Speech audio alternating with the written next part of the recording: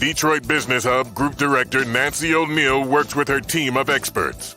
Listen to conversations with business professionals to discover the latest business innovations, insights, and trends. Find out what's hot and what's not in today's business market. Hi, everyone. I'm Nancy O'Neill. I'm so excited that you are able to join us today. We have two of our newest corporate members joining us, Daryl and Gerald. They're going to introduce themselves. And we also have Deshandra Johnson, who is one of our DBH coaches. She is with us as well live for the podcast. She's going to introduce herself also. She has a lot of experience. She's an MBA and also a recent realtor. So I really wanted to get her perspective while she's asking Daryl and Gerald a few questions. So, Deshandra, please introduce yourself, and then we're going to have Daryl and Gerald introduce themselves. Thanks so much, Nancy. And it's great to join you today for this broadcast. I am Deshandra Johnson, and I am the founder and owner of DRJ and Associates, LLC, which is a consulting company. We focus in the areas of business development, workforce development, government relations, and outreach for companies, clients, and associations across the nation. In addition, as Nancy mentioned, I am new to the Coldwell Banker. We're a manual team, and I'm a licensed realtor here in Michigan.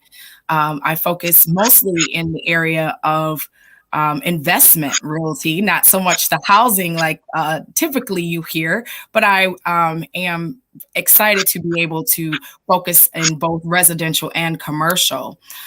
Just a little bit about my background before we get started with our esteemed guest today.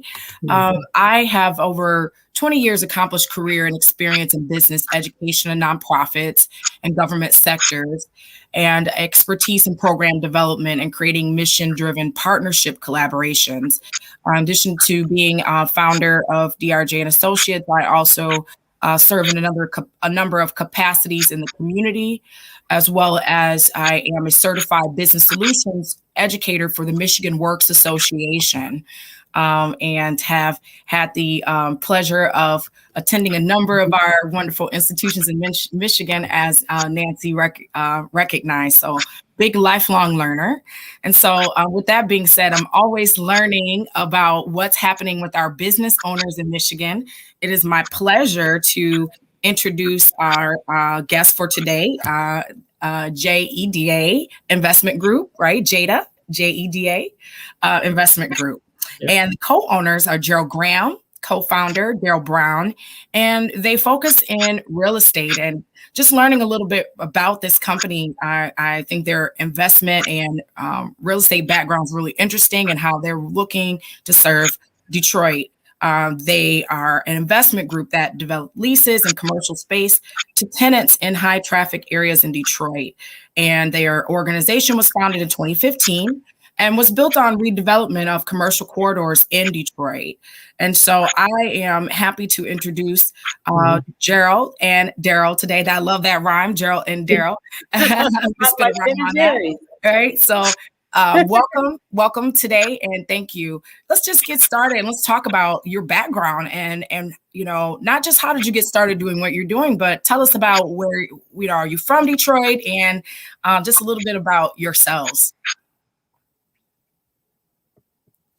I was born and raised here. Proud graduate of McKenzie High School, go Stags. I've been in Detroit all my life. I'm actually a retired Detroit firefighter, and I currently work for DTE Energy. And my other occupation I won't say, but I've been dabbling around real estate for quite some time now. In the 80s, I had about 17 residential properties that I let go because of the collapse. I was able to get out of all of that. Then when Gerald and I hooked up, we just, colluded with one another to go on a different route. And I guess today where we were is something that we just didn't realize we were on to, and we just stumbled into it. We decided to make commercial real estate investment and development our main focus. Awesome. Thank you. Thank you so much. So me also, I'm born and raised from Detroit. Graduated from Renaissance High School. Also got my electrical engineering degree from Wayne State. Me and Daryl crossed paths working at DT, one that you brought me in there. So background in the real estate, kind of started before the housing bubble. I got into a property with some of my friends through a hard money loan, and market collapsed. We kind of had to walk away. And luckily, actually, the lender got caught up for bad loans with the Fed, so it never came back on us.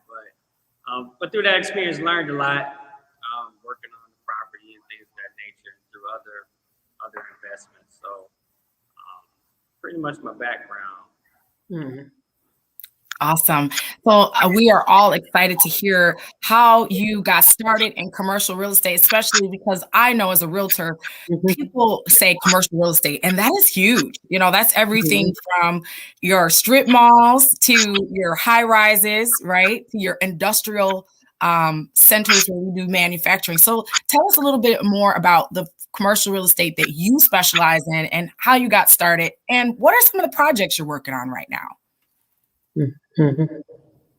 Well, we're looking at the Grand River Corridor. We own let me get this right, 4 properties in the corridor area right here. And one of the goals that we had in mind was we're not going to wait on the secret society of they to come and redevelop our neighborhood. We can do it ourselves. Mm-hmm. Change agents for bringing businesses back into the city of Detroit. Awesome. Yeah, I had a question. So if you don't mind me interjecting, Deshandra. So you had mentioned you were in the business in 2008 and came out of the business with the housing crash. That's actually when I stopped selling real estate, was in 2008. How did you bounce back? How did you get back into real estate after being gone for like over a decade? We had to make some more money. Okay. We had to stash some more cash. Did you know in 2008 that you were going to come back into real estate? It wasn't a plan of mine. Mm-hmm. I was always thinking about buying a building to open a karate school. I never planned on buying several buildings to redevelop them to meaningful businesses in our communities. And we looked at it's a real big void in Detroit, especially commercial real estate. It's a lot of properties that need a lot of rehab, a lot of landlords try to pass that on to the tenant. And we looked at that as really an opportunity. And it's the biggest void is it's hard for mom and pops to get a nice property, and dealing with some of the other banks, not Caldwell, right? Let me say that first. But to acquire a property that's vacant, it's very difficult. Mm-hmm. They really want you to purchase a property that has a tenant already in it that's cash flowing, which a lot of properties in Detroit are not, right? So, to I guess lean back to a question before how we got started commercial, we used some of our own funds. We started actually a land contract deal. That's really one of the most powerful deals you can get, especially right now. Seller-backed financing, pretty much. We started with that. Got a deal that came actually with a couple of tenants. We renovated one unit and got the whole property cash flowing. It was already cash flowing to come in. So, but really it's a big void out there. And that's how we looked at it, like, wow, this is something we can do to change and help elevate our community. Because we talk about it all the time, housing in Detroit, upgrading the housing, but nobody talks about the commercial real estate space. That's the first thing you see you come off the freeway. That people see. Right. If they want to stay in the neighborhood. So you come off of anywhere Southfield 96, you're like, well, I don't know if I'm going to stay here. You're driving down these streets. So we look at everybody's focused on downtown and these other areas. What about other parts, developing communities within the city? That's what we're focused on. That's great. And that's such a need right now, especially in our opportunity zones that are identified. 10 opportunity zones in Detroit where there's talk about housing need. And there's also that Main Street, like you see on the Avenue of Fashion, and that's been a lot of attention in those areas. So talk to us about, if and how a new investor who is seeing opportunity can either partner with your group or start their own investment opportunities. And what are some advice you have for folks like myself that might be new in the realtor market, or just individuals who want to use their investments to grow their own portfolios? Well, I think the biggest inspiration we had was from the movie The Banker. Watch The Banker. I love that movie. That's a fabulous movie. We're those guys. But yes. I would have to say that one of the biggest challenges that we started doing was there's tools out there that you can use.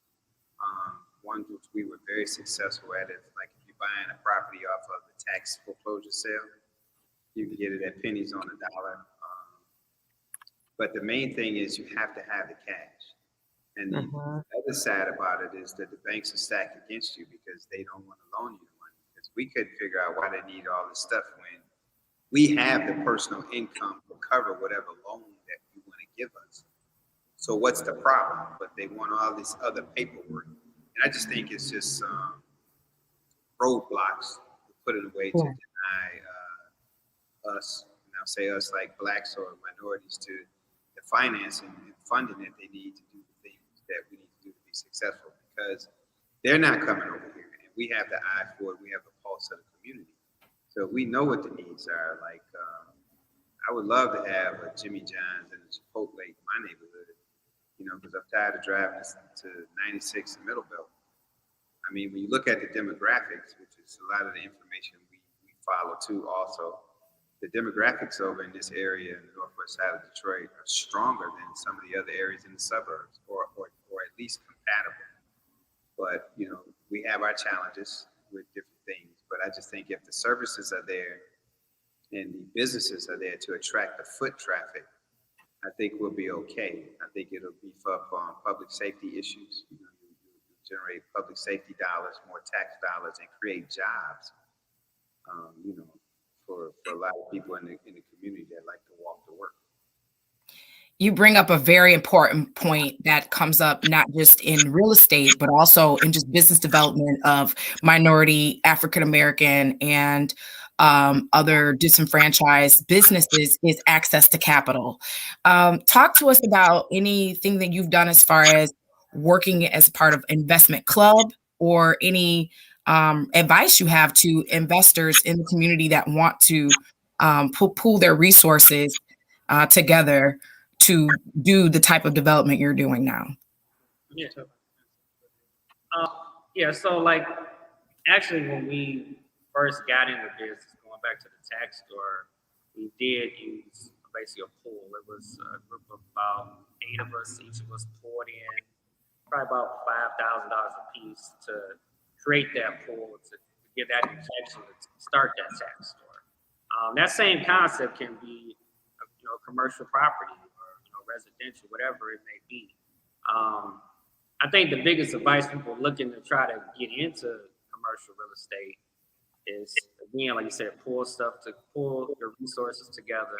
But residential is really kind of the easiest foot you can get in. Like Daryl was just saying, it's hard going to some of these lenders saying, hey, I need some money to buy this vacant building. First thing they're looking at, hey, it's not cash flowing. That's the first thing they look at. Right. A residential property is looked at different. So you can buy that property, get somebody in there, refinance, and use that equity to fund your commercial project. And one of the biggest things, I wish more people know about this. I'm glad we're doing this, really, because people don't know about the triple net lease. That is, it's like God's gift, right? People don't know about it. So residential, you would rent a house to somebody, you're paying taxes, insurance, and maintenance. Triple net, you don't have to pay for nothing. You are paying for it. That's why it's called triple net. Well, we're passing on to the tenant. Exactly. So the lease, they're going to give us the money to pay for it. And if it doesn't say year 1 or 2, it doesn't meet the number, they reimburse us the money. So the triple net lease is so powerful where, as far as your responsibility is very limited. It's not the same as a residential tenant. Okay, your light bulb is not working, your plug's not working, they calling you and stuff. Commercial tenants, they take care of all of it. It's really structured how you put together your lease. One of the other things that we were able to latch hold of, which I wasn't a big fan of, and he wasn't, because we both had bad experience with these hard money lenders, but we actually found a good private funding source right now. We're experiencing that right now.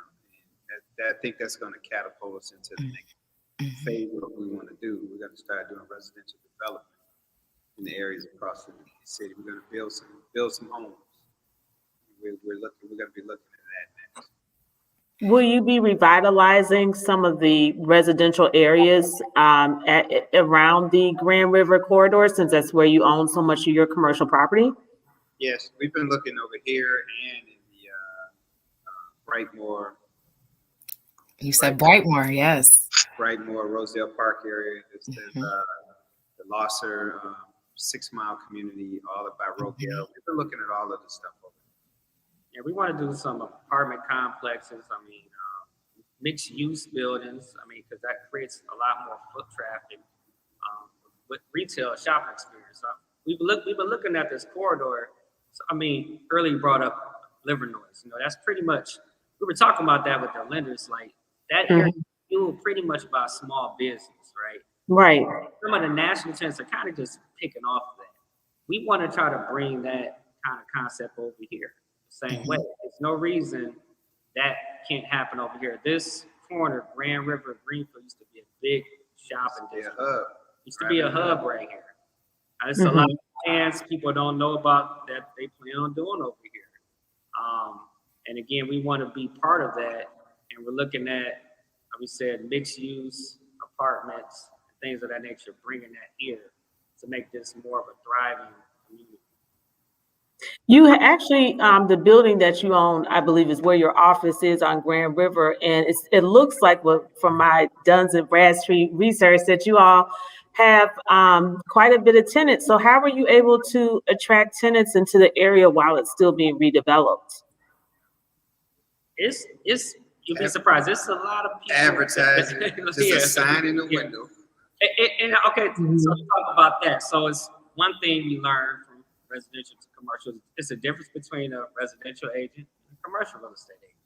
So people have different relationships. Your commercial real estate agent has those relationships with some of the bigger retail tenants, things of that nature, where they can bring some of that traffic here in the area. So those are some of the other things that we did learn about this too.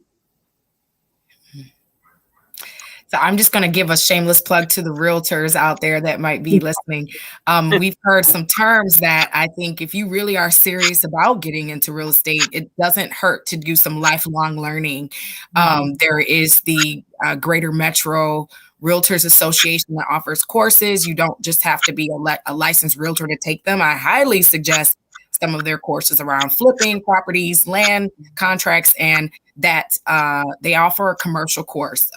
So you can get to understand this net income, the net lease, all of those things that we're saying may be unfamiliar to those who are just getting started in the industry.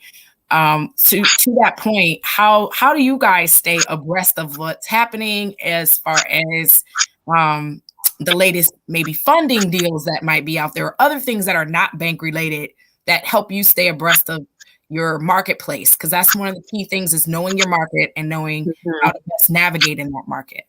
Well, like you were just saying, we do our research, right? I mean, I've read books, I've been online, I mean, we attended different seminars. I mean, just to understand the lingo, like we talked about people understanding this commercial space. People feel like it's something that's not in their reach, and it is. His new favorite word, cap rate. Oh, I was about to go there. I was about to go to cap rate. So like we talked about triple net lease. I mean, insurance, taxes, and maintenance, basically. So cap rate. So commercial real estate is valued different. It's valued on what that property is bringing in. So say, for example, you take a property, I'm bringing my calculator out right here. So take a property that's bringing in $5,000 a month or so, right? That's $60,000 in a year. So you divide that, say on the average cap rate might be 6 to 8%. Let's say you did it on say you did a 6% cap rate, which is pretty, modest, right? That property is worth $1 million to the bank. Mm-hmm. So you could take a property that's vacant and get somebody in that's paying you $5,000 a month. Now your net worth is $1 million, right? You can take that and try to work to borrow against it and start the whole process over. So it's based on the cash flow versus, so again, we talked about residential. So properties you may rent maybe $500 to $1,000, but again, you got to pay property taxes, insurance, and maintenance. So that's not really a true $1,000.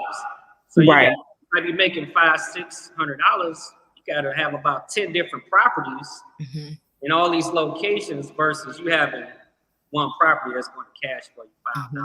So your risk goes up also. But to go back to what we were saying about terms, cap rate, I mean, that's a term people really need to do their research on that. Triple net, leases, land contracts. Those are some of the terms that's just and some of the tools that they could use. Yes. So we would be open to sitting down with a few people to show them how they can get started. We have people that want to come and be a part of our group. Just, and in the beginning, we shared this information with a lot of people and there were no takers.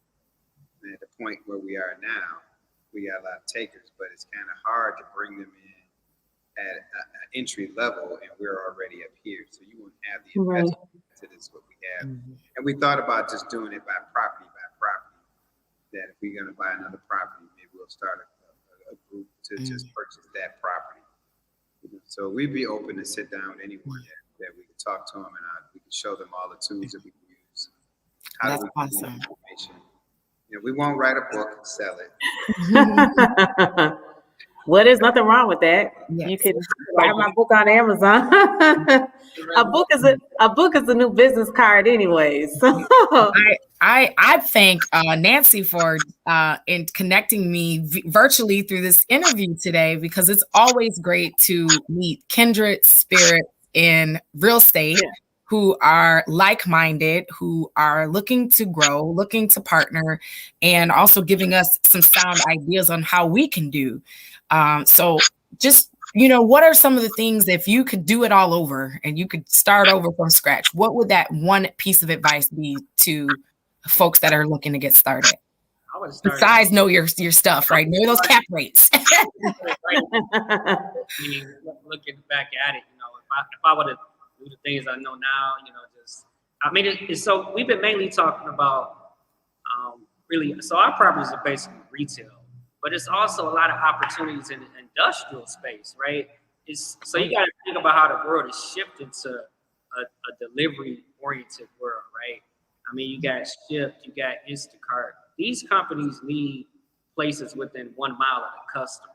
So a lot of buildings that are big warehouse storage spaces, these are, great opportunities. Also, the medical marijuana industry, right?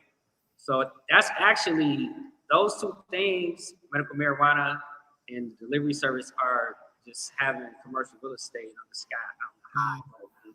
It's pushing the industry up. Yes. So it's a lot of opportunities in here, but I would say, hey, if I could go back, I would just go commercial. It's other things like when we had the meeting before with Shannon Steele, hotels. So you get in the hospitality, a lot of different industries you can get in within commercial real estate. Yeah, we had never thought of that. I started thinking how do hotels make money? Because if you got a 100-room hotel, and if it's not sold out every night, you're losing money. And that's true. How do they make money? And that's what we were looking at and thinking. I think the other thing we're going to look at is multifamily dwellings, big like apartment complex units. Those create cash flow. Mm-hmm. Yeah, we're discovering that, if they don't want to give us the cash, then we'll create our own cash. That's good. Yeah, Exactly. Have you? go ahead. And something in those nature, we would have large units that generate. We looked at one that would generate almost $465,000 a month. We just got to find the money to go buy it.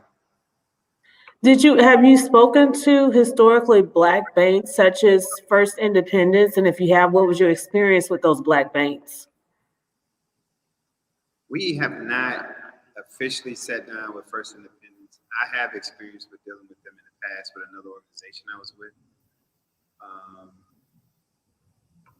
I would say that they're there, but I mean, they have to be just as ever mindful of getting into these investments as the person that's trying to be the investor. Because they have a larger risk that they have to take on the investment and a larger loss possibility that could really put them in a bad light. But we have not sat down with First Independence and dealt with them directly. We would love to. I mean, we had a line in on it, but nothing ever came of it. And the biggest thing that we always hear about all these organizations like the SBA and all these other things, we don't fund startup businesses. We don't fund startup. They make you jump through all these hoops, and at the end of the rainbow, they tell you we don't fund startups. But you've been in business for 6 years, so that's not really a startup at this point. They're telling us. You would be surprised. Yes, that's a startup. What? Yeah, because they're looking at the property. It's a startup business. Yeah, they're coming with anything. I mean, at what point are you not a startup anymore? I thought definitely after 5 years you had pretty much vetted yourself, but it doesn't sound like you're still a startup after 5 years. Money is probably geared toward more of a service-oriented industry. Somebody open a coffee shop or different things like that, but it can give them a lot of projected numbers. We can't give you. Right. But we can't give you those projected numbers that you would hope that you would get. And everything is on if then come. So it's if we can purchase the property, if we can get the tenant in there we want. Whereas if a person is going into a business like a coffee shop or a barber shop or any of those things, hey, I know that I can get 100 people through here a day selling this many cups of coffee and different things like that. I just don't think that. I think it's a void there where we can probably get together. Maybe we need to start a funding institution for organizations like ours or people out there that are like us that are looking for funding to purchase properties. But there's really nothing there. And it's just the whole process of trying to get a bank loan for a commercial building, they want all the answers to the questions that you really just don't have. Yeah, there's a lot of variables up in the air, especially if like you said, the property's been abandoned for a certain amount of time. You really don't have any data or comps that you can use because there hasn't been anybody there. Yeah, it was actually frustrating for a minute. And then we got in touch with one of the biggest things I think was the biggest help to us. We had a business consultant, and he was a big help to us. Deshandra's actually a business consultant as well. And we have a lot of synergy. I'm actually helping a client right now who I would love to connect you guys with, who is looking to buy property and rehab houses and rehab all of those things and has money and is a minority investor. Look at that. Yes. And so we are talking right now about how we can work with land bank and government-owned properties and other contractors and investors to build houses in Michigan. They've already built a number of homes in the Benton Harbor area and want to do stuff in Detroit. So that's why we have to continue to do things like this and network and speak to each other about what we're doing. Because you don't know until you open your mouth, right? What's happening within the world, right? So yes, this is real time. We are serious, and there are some people across the landscape of the news. I'm seeing a number of groups that may not all be working together, but definitely there's a number of individuals who are saying it's time for us to take back our city and actually develop the city, not downtown, but the city of Detroit. And so I applaud you guys for what you're doing. And definitely we are all in the same, we're singing from the same hymn book for sure. Yeah, and that's what definitely as far as we got into connecting with you through Kim Naylor, right? Yes. Touch bases with Kim. Really, what we've been trying to do is connect with different contractors, different like-minded people, trying to create this ecosystem. It's very hard to find contractors that look like us, right? That can get things done. But also, it's also about circulating those dollars, right? Right. If we can keep things in our community, we can hire people in our community. They can buy different items within the community. It's all an ecosystem. It's power knowledge, right? That's a buzzword we've been using at least since January. It's ecosystem. I mean, Kim Lee says that word so many times. And I told her that George Frazier calls it a web, but it's essentially the same thing. So hopefully you all will be joining us for our next DBHG quarterly event on April 23rd with Kim Lee Naylor as a speaker. And she's going to be talking about that very subject, how we can continue to develop the ecosystem related to real estate. And I mean, we have the financial planning piece with DBHG, we have the banking piece, we have the insurance piece. So I think once we put all the pieces together, that will, us as an organization, a membership organization, will be a real powerhouse. Exactly, definitely. It's amazing. I can remember when I was a kid, though, a lot of minorities owned all the party stores. City Detroit. Every party store that you saw was black owned. Gas stations. And we need to take these things back. We need to get people, like we were just discussing, if we get the tenant we want in this building, that's where we are now at one of our buildings. If we get the tenant we want in this building, then we own the one next door, that's going to catapult somebody want to develop that. But the thing we have to look for now, who do we have that's ready to open a Dairy Queen, open a Jimmy John's, open a Starbucks? We can't open businesses and buy the properties too. Right. Yeah, that's why I was asking, how do you attract tenants to your areas? But it sounds like you guys are doing it. So I think instead of, like you said, those franchisees, like the big names like Starbucks and Jimmy John's, even though I know Magic Johnson was working with Starbucks at one point, you might have to do more mom and pop businesses. I mean, which one can you get access to quicker? Can you get access to the mom and pop shops? Or, are you going to try? It might take a little bit longer to get to those franchisees because they're going to want to be looking at the numbers and investments as well. So I guess it just depends on.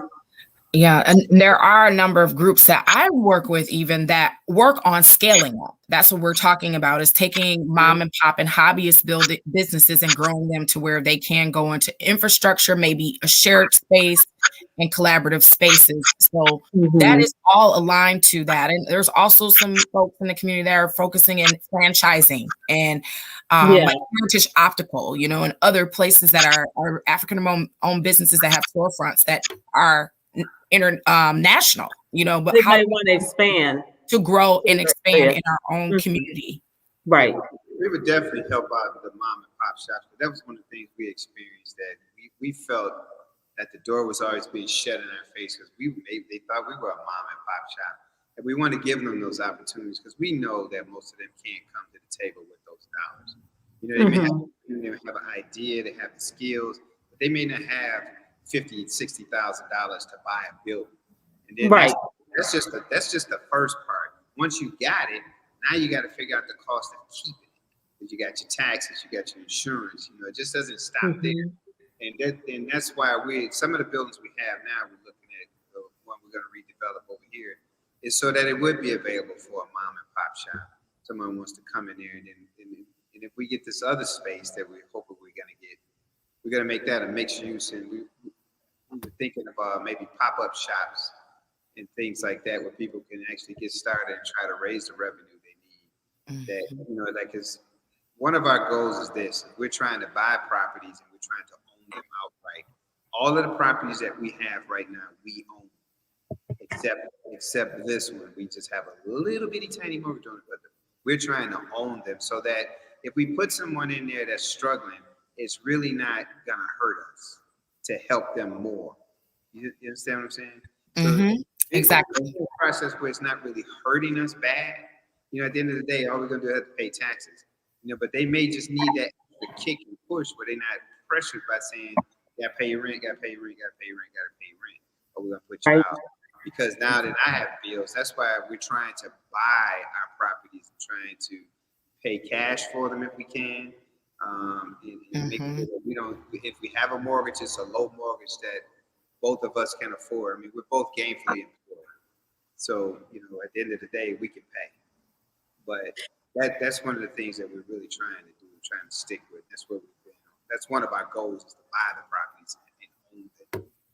Yeah, well, with the mom and pop, I mean, you can, we in the future hope to be one of those organizations, but organizations that are a little bit more established than us, such as Tech Town, those types of programs, they're training their future business owners to be, or the future business owners that go through their program, to be self-sufficient and to be able to afford the cost of doing business. So those might be some good organizations for you to hook up as well.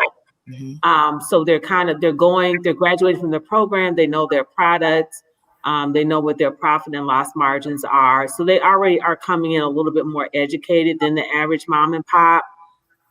So those would probably be more so the organizations that you want to work with, other than someone who might know a product or service really well, but they're not necessarily as familiar with the business side.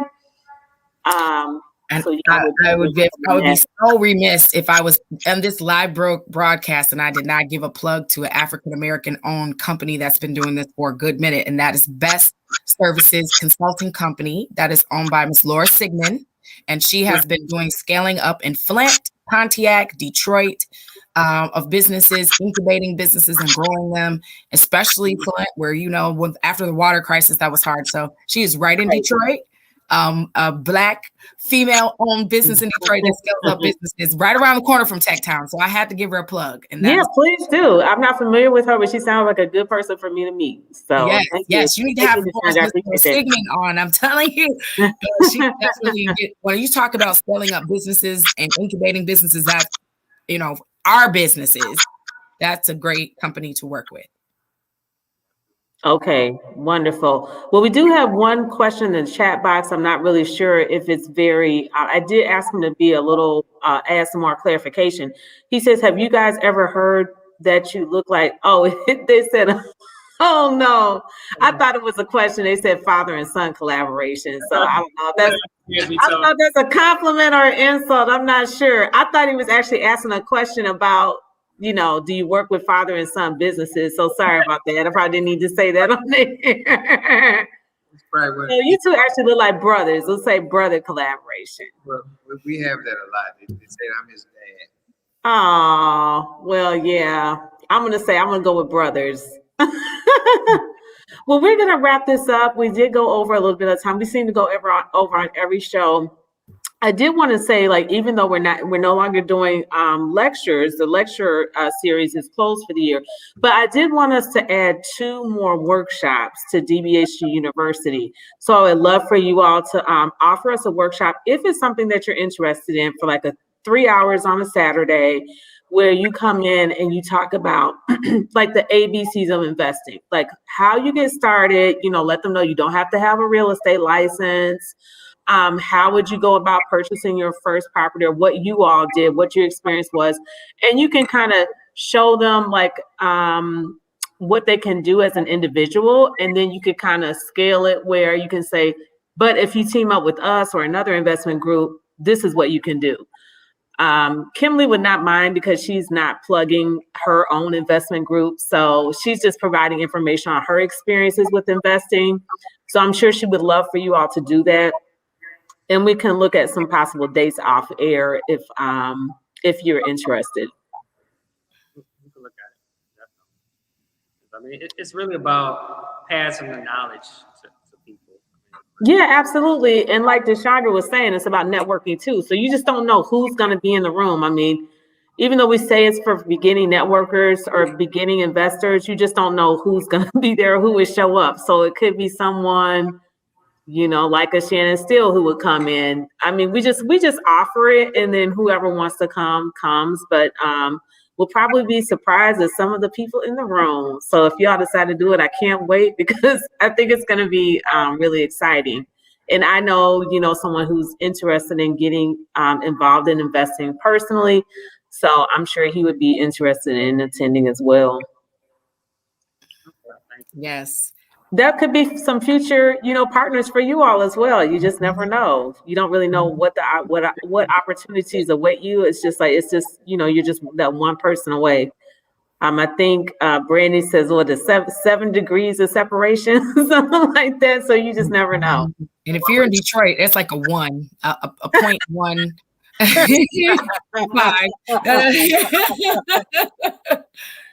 yes, but these are the conversations we're not having, right? I mean, right. People, talk about other things, but especially the commercial real estate space, nobody talks about it. It's like under a rock. It's something people feel they can't touch, they can't lift it. It's easy. You can acquire it. It's not impossible. Something else I just downtown. Why everybody's back in the day? Nobody wanted to go down there and buy anything. Right. And now look at downtown. These other small communities are going to be like that one day. Detroit is developing like that. Detroit, we talk about this as far as how it's set up. If you look at it, we call it the spokes, or some people call it the D, right? You got Grand River, Gratiot, Michigan Avenue, Jefferson, 4th Street. These are some of the major corridors of Detroit. Eventually, the M1 rail system, it's going to develop down these streets. When we're right, dead and gone someday, this is going to be a high traffic corridor in other areas. We're looking in the future here. Right, of course. I tell you, one of the biggest pink elephants in the room that we discovered, Black folks got to let go of that money. That's one of the hardest things. They not let go of that money. You're gonna be an investor. You gotta put some skin in the game. Absolutely. But I'm just telling you, they will hold that money. They will not let go of their money, and they miss opportunities. So we gotta get away from that thing. It's gonna be a risk. Yeah. Some skin in the game. Yeah, absolutely. I joke about, if you're ever riding near anyone's party store, you will see a line in the lottery. And it's like, if you all just took every single one of those dollars, started an investment group just in your own neighborhood, you could buy back the whole neighborhood. And you do this every day. We just realized that we actually had $1 million in our hand all of the times that we gambled it away on something frivolous. And so right, I think that's to educate people that you don't have to wait to win the lottery to be rich, and that you can invest in yourself and make a lot more. You don't have to wait for that number to come through. The other thing that I learned in I've been involved in business a long time, and even being involved in business, I was discouraged to think about commercial real estate. As a woman and as an African American, I was told that it was going to be too hard. I have been, steered more to the residential side, but where I work and what my clients are asking for is land acquisitions and real estate in the investment side. So we as African Americans need to continue to support each other in this industry and not let anyone tell us that it's not for us. Absolutely. Because like you said, these are our neighborhoods. We're the ones who are living in, a lot of these areas right now. So why not invest on the commercial side and not just the residential? And like Deshandra was saying, I was a realtor for 5.5 years. I did not have one commercial deal in that whole 5.5 years. I didn't sell anything but residential. There was really no interest. I personally did not have interest on the residential side. But now I want to kick myself because, I can always go back and get my license again. But it's just a fact, like you said, missed opportunities and, a lack of knowledge, and you don't know what you don't know. And so I think I would have been a much more well-rounded agent had I at least had the knowledge on both. So if you do have those opportunities where somebody approaches you to say, hey, I'm not trying to buy a house, but I want to, lease this office space, or I want to buy, this commercial property, at least you would know how to respond versus not having the knowledge at all. And, you kind of being caught off guard without having that information. So, and the other piece of advice, being a former realtor, is that we see the deals before anybody else does. If it's on the market, we're the first ones to see it. So those were more missed opportunities because I could have, been seeing property that I could have potentially been interested in purchasing myself, or at least telling people that I knew about it. But because you just don't have any knowledge about it, it's just something that you don't, consider. It's not really part of your sales pitch or portfolio. So it's not something that you would personally be interested in. And so I really feel like I lost out too. So I just was in a training. I won't say second chances. I won't say who offered the training or which training it was, but one of the things I was like, I absolutely am not listening to this trainer, was if you only sell houses, you stay in your lane. Don't worry about other things. Just refer the business out. Absolutely no. I might call somebody who has better understanding, but I think as a broker, you need to learn the business and learn all of the aspect that you can. Yeah, in commercial real estate, you're dealing with bigger amounts of money. More money to be made, right? And also, we're not just talking, so to step off with just buying and selling commercial products, also leasing. Commercial real estate, they get like 6% per month off the lease, right? Yes. That was one of the reasons why I got my license. I was like, referring people, right? So you get this money per property. And this can add up, just your lease portfolio. So absolutely. Yeah, sometimes you just want to kick yourself in there and shoot yourself in the foot because you're like, man, look at all that money I left on the table. But like I said, thank God. We need a part 2 and 3 on this topic, property management. We could just spend a whole session on that, right? Yeah. A whole nother thing. Well, we definitely are going to do that workshop. So I'm going to follow up with you all later on this week, and we're going to look at some possible dates. Like I said, I'd love to do it sometime in the summer because, to me, at least for residential real estate, that's the best time to buy and sell is in the summer because you got a lot of the kids that are going back to school in the fall and they want to be in the right neighborhoods and cities, based on whatever school system their children are going to in the fall.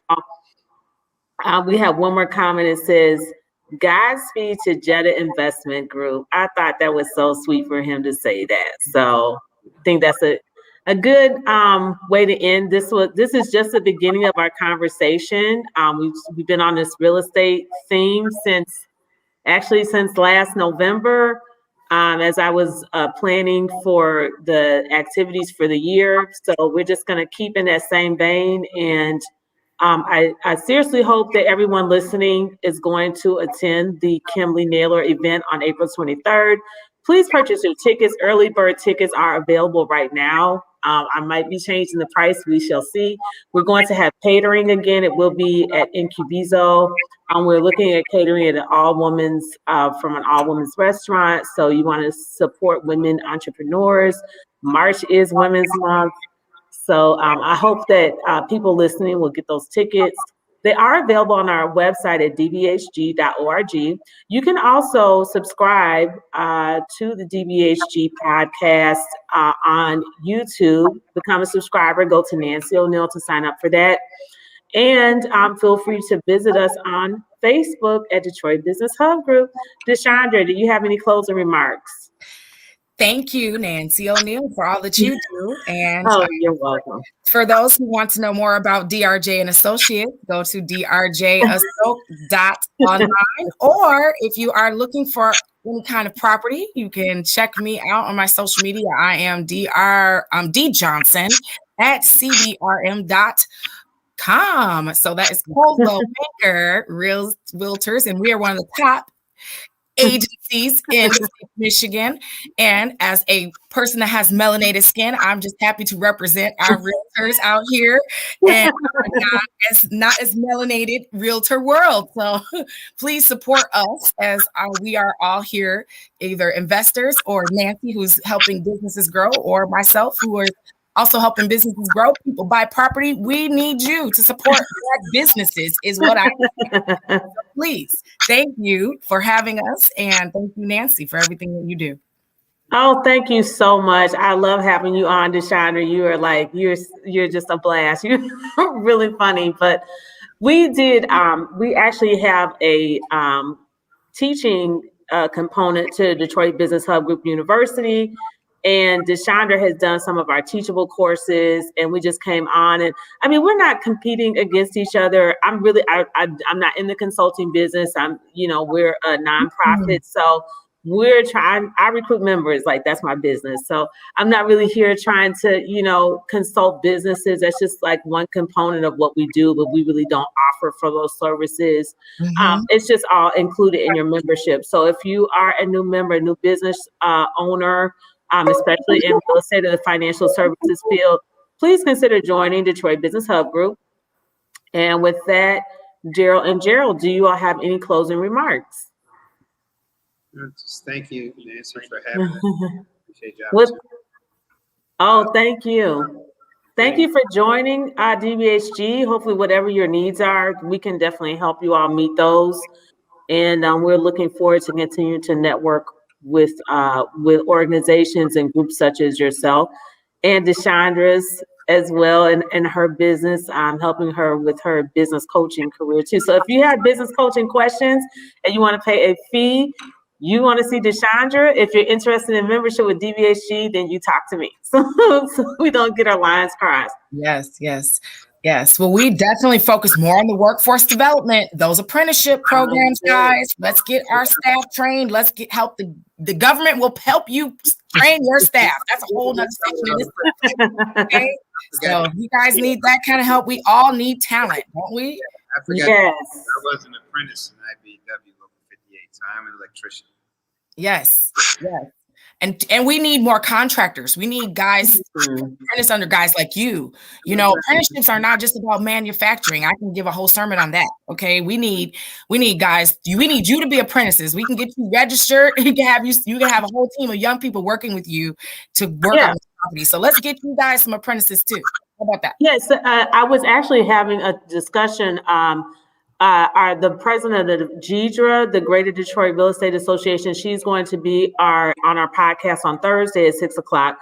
But I was having myself and another former member of Jeda at that time was Reba. We were having a discussion over the weekend, and that's one of the things that she was talking about is these apprentice programs used to be in our public school systems in high school. So if the young man decided he didn't want to go to college, he could take wood shop or workshop for one of those types of fields. And now that's no longer available. They're starting to weed that out. So it's like, a lot of people, unfortunately don't have a lot of options if they decide not to go to college.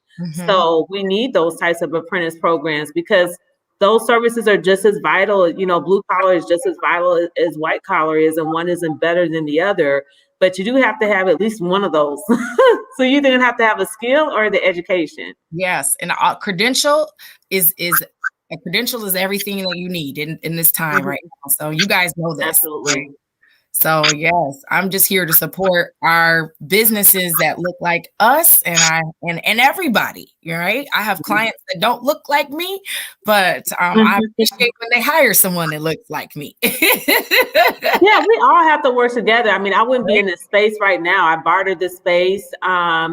And some of the best marketing that I've ever gotten is with Mike Rizzo. He doesn't look like us. So it's all about us working together. And I think that's part of the ecosystem as well. We can't afford to exclude people from other diversities because we all need to work together. And honestly, that's how I have been able to get promoted, because most of the people that own things, that own real estate, don't look like us. So I would not have gotten very far if I wasn't, inclusive of other groups of people in So that is really the name of the game too, is collaboration. So, and not just being closed-minded based on race, because, you know, going back to what Daryl and Gerald was saying earlier about people, I guess like taking you seriously. It's like, you know, when I started real estate, it was like, I just found out like everybody and their brother was selling real estate. I'm like, how many people in Michigan have to actually have a real estate license? I'm going, this is ridiculous. And it's like, you know, you talk to so many people say, well, I'm an investor. It's like, well, what exactly does that mean? Like, what exactly do you own? And so there's just like a lot of, I think it's a slang term that I can say is jive, where people are just not, you know, serious about what they're doing, and they can't expect people to take them seriously either. So I think that's part of the problem that Daryl and Gerald are probably having with a lot of these banks, is that when it comes down to trying to get funding, they've probably dealt with so many people who wasted their time because they couldn't really bring any real financials to the table. Like by the time they find somebody who's really serious, it's just like they're kind of probably just like burnt out. So, you know, I think that's just part of our education as well. One thing you talked about collaboration. I mean, we worked with people in the past, but right now, I mean, we're working with people that don't look like us right now, right? Mm-hmm.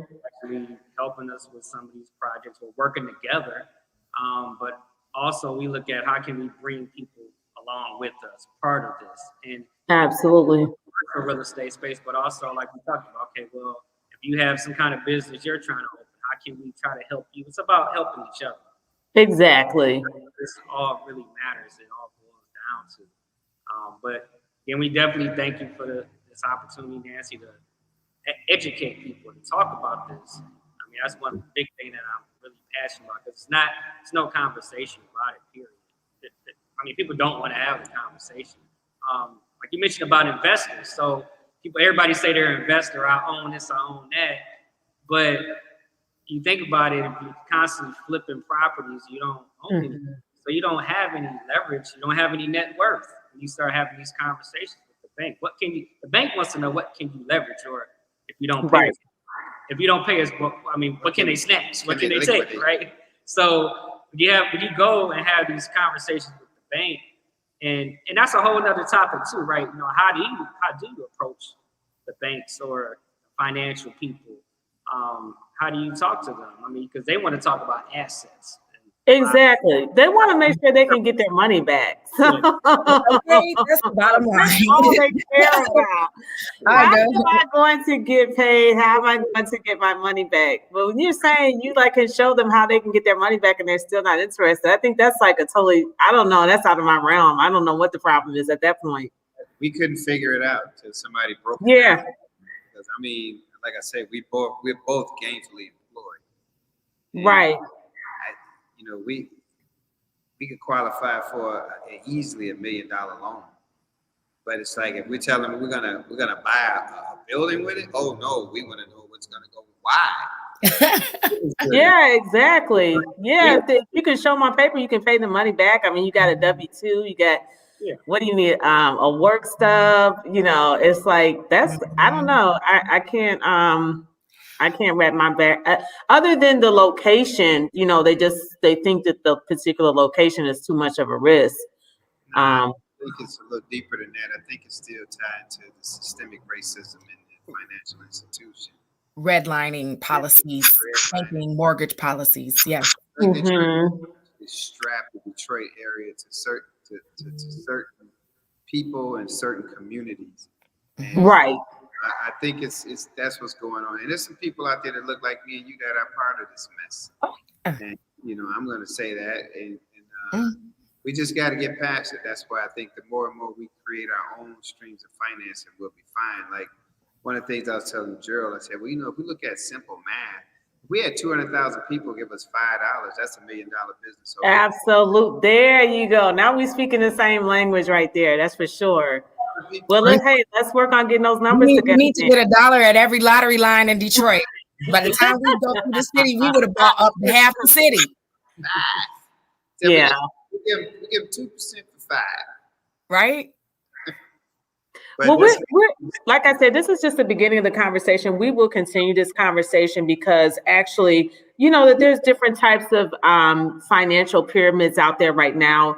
And one is it talks about how, different ways to build wealth and different levels of wealth. And it talks about how, financial independence is like at the apex or the top, the zenith of this pyramid. Well, where does it start? At the bottom, and a lot of us are at the bottom. So I say that we've had this argument, myself, Kimberly, a gentleman named Reginald Harris, who was at the table, and Shannon Steele. We were talking about this last, I think, January or December.